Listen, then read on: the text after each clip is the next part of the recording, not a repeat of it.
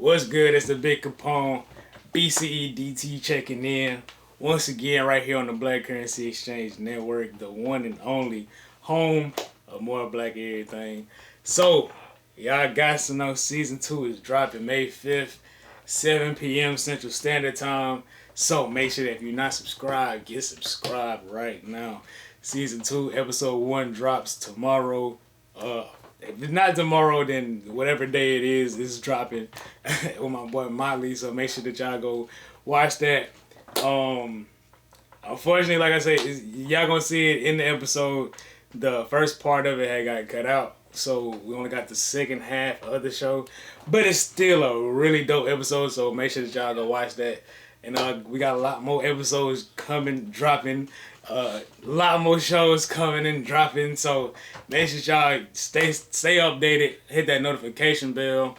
Get subscribed. Stay tuned in. Make sure you sharing this with your friends, with your family. When you smoking, when you ain't got nothing to do, just put it on. Let it be some background noise if you ain't doing that.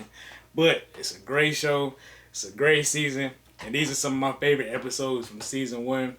This is episodes 1 through 4. So 5 through 9, I'm gonna drop them next. So you know what I'm saying, we can keep it chopped up just a little bit. But this is episodes 1 through 4. Some of my favorite moments from those episodes. So y'all go ahead and tune in, man. This is the Black Currency Exchange Network. Let's get it. Call me a glass of the crown.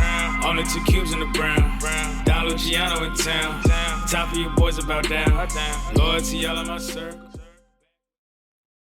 Being a black man coming up in, like the athletic world, because in what we know, that's a lot of what we know, just sports or music or something like that.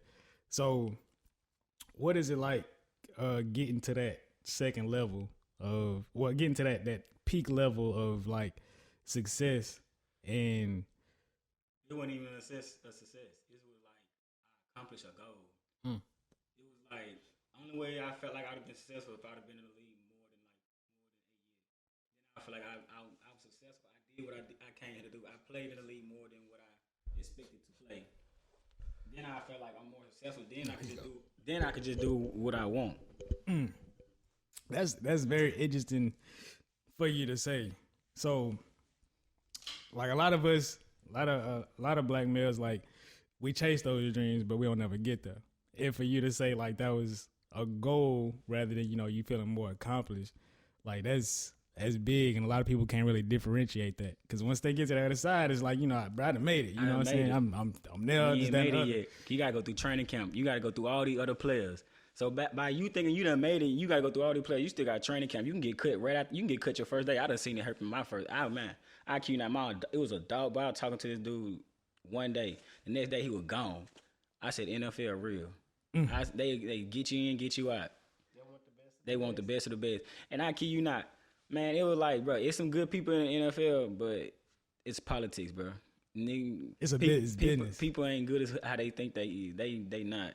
So, being a black athlete in a pretty much like dominated sport with a lot of black athletes, do y'all ever feel like we should have been had our own like leagues like we had back in the day when it was segregation, but to the aspect and to the magnitude that white America is? I kid you not, if it was still the same how they had it back in the day, blacks were blacks and whites were white, blacks would take over more over the leagues and shit like that, because it's like we more athletic, we more talented. They look for people like us. They know what we capable of doing. So they like, okay, I can go get this black person that's 10 times talented than this white person right here. With a Caucasian person, But you good, just talk, you straight. But yeah, it's like I know he's very talented. He's probably smart. He probably got all the skills in the world. But I know this black person gonna outwork this person right here every time. He got more skills. He's more talented. He got more ability. He's strong. That's how they look at us. Oh, he's strong. He's a strong black guy. So I know he can do something. How long did you and your dad have a bond? Not long. We was actually, and you loved him like yeah. How did with you not having a bond with him your whole life, when y'all did get to talking, it felt like you started knowing him your whole life? Yeah, cause one thing, Y'all one probably thing, had stuff and similar that yeah, was bro, just natural. it's because like one thing that we taught as black men is to hate black fathers a lot of the times, or Yeah. to not get to know them or not get a chance to know them. But it's like that's you, bro. Yeah. You know what I'm saying? Like that. A lot of times we get a chance to not get to know us. And when I got a chance to like when my dad was going through what he's going through, being a man now. Let me break it down like this. Being an older man now in adulthood, I understood what he had to go through. Like this shit is not easy being a black man. It's a lot of women that come into your life. Yeah. It's a lot of bills. There's a lot of problems. There's a lot of all kind of shit that come on top of you. You got to be man of the house. You gotta be a man. Yeah. Like you can't be nothing less than that. But one thing that I understand now is he didn't make any mistakes. He was figuring this shit out. Like that's one thing that we not taught is don't nobody have life figured out, bro. Yeah. Like we all gotta go through shit, but we have to go through it personally to understand like, okay, I bumped my head. That hurt. Yeah. You know what I'm saying? But you ain't gonna know that unless you bump your head and know that shit hurt. So once I understood like going through what I went through, like from a little kid to being a man, to being a teenager, to being a man, like I had to go through shit. I had to hurt people's feelings. I had to do this, that, and the other. But it brought me to who I am now. Yeah. So then he was just a dad. But once he started to understand that he wasn't making mistakes, that he was just learning, that's when he became a father. Yeah. And I got to accept him in that form before he transitioned, and that allowed for me to find peace. I know that was a long explanation. Yeah. But it's like I got to find peace because he found peace. And that's a lot of us don't get to, experience people to their truest potential because a lot of people they're scared to find peace within themselves. Yeah. And when they're living. Yes. One thing I do like to say is I'm not anti-white, but I'm definitely pro-black, and there's nothing that can really change that for me because I've dealt with it. You know what I'm saying? I've dealt with it with experiences with law enforcement and stuff like that. I've got that short end of the stick. You know what I'm saying? That we talk about black people being dealt. So I felt it. You know what I'm saying, from my own experience, and then just being around the other side, with certain people, I can say that in terms of culture, there is no difference. They take what we do. They take exactly what we do and make it their own way. It's exactly what they do. Literally everything, I kid you not, everything that we do, they do, and they make it more appealing, and they make more money. They make it bigger, they make it louder, and that's where the shadows cast it, bro. That's where the shadows cast it. It shouldn't be like that. Boy, I almost got up from this motherfucking like table, boy. I almost flipped this bitch over. We're the pencils. I say this in a song. We're the pencils, and they're the stencils. You know what I'm saying? We're the ones that made all this shit the way it is, and like literally. Off our backs is what we made, is what it is. You know what I'm saying? And they capitalize off of it. Them niggas capitalize off of alley-oop opportunity, bro. Definitely. Damn. I call it what it is.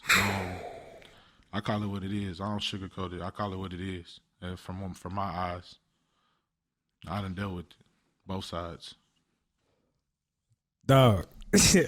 I done in the same breath, I done been on the beneficial side of, hey, I know who your mama is.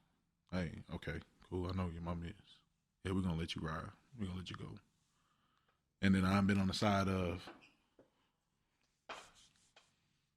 it's nothing else to talk about. Then, you know what I'm saying? So it's raps. Fuck. I see it both ways. I get it both ways. And that's why a lot of when we have these conversations about stuff, I kind of bow out because it's kind of hard to take in unless you really seeing both sides of it. Unless you really experiencing both sides, it's hard to really give a fair opinion on it. Keep it all the way up. Keep it all the way a buck. Tell me all the details. What you got going on? Really? I was watching YouTube videos again, just studying the craft, man. Yeah. Really studying the craft, trying to get better and better, Right. progressing. As you should. And I was just like, I see people having art shows like New York, California. Like, I really haven't seen in our community anybody doing an art show. Like, and me knowing, like, I know a lot of photographers down here. But I was like, why nobody ever put on an art show? Like, why not? Why not? So I just started like, I'm just gonna do an art show. So once again, you just went to trying some shit. I was really sitting in my bed. Ain't nobody ain't gonna ever come to the art show. I ain't got no support down here. That's why I was going to Houston, going to Mobile. Like, I was like, ain't nobody really gonna support what I'm finna do.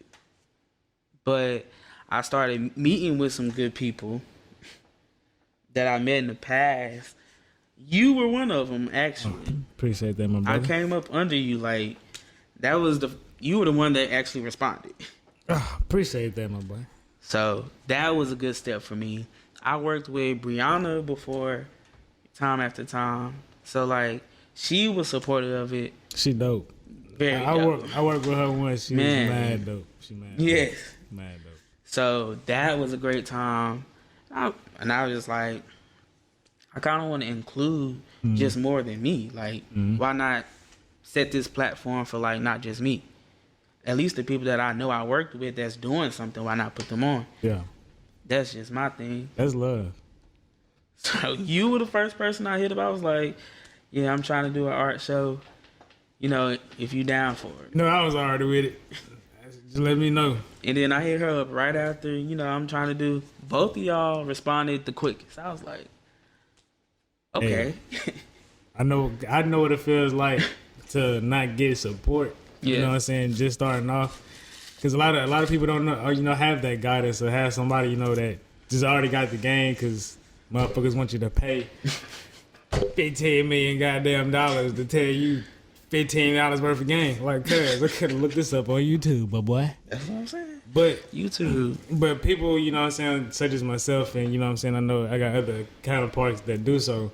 It's like, you know, I don't mind sharing the game because you gonna create your own style. You feel me? You're not gonna do it the same way I'm stealing doing. your client. You know, you're not doing it the same way I'm doing it. What I done created is what I created. You know what I'm saying? My own. Yeah. So I want you to, you know what I'm saying, know just as much as I did coming in the game, so you can have a better foot in the door. I came in charging $25, $50. I want you to come out this bitch charging, you know what I'm saying, $150 at least. So it's like, if I could get you to that point of just believing in yourself enough to be like, all right, let me keep going, I was good. And to see that you're doing an art show and you want to include me, bro, I have to say on camera, my boy, I'm proud of you. I'm super proud of you. That shit is dope as fuck. Daniel, to say you work with me, to say you work with me, and then, you know what I'm saying, to say to know you double back and was like, bro, you the first person I hit up. That shit mean so much, bro, because that showed how much I had to believe in myself first for you to even get to that point and come back to this point, bro. So you never know what your purpose or what your experience is supposed to do, bro. Just live that shit.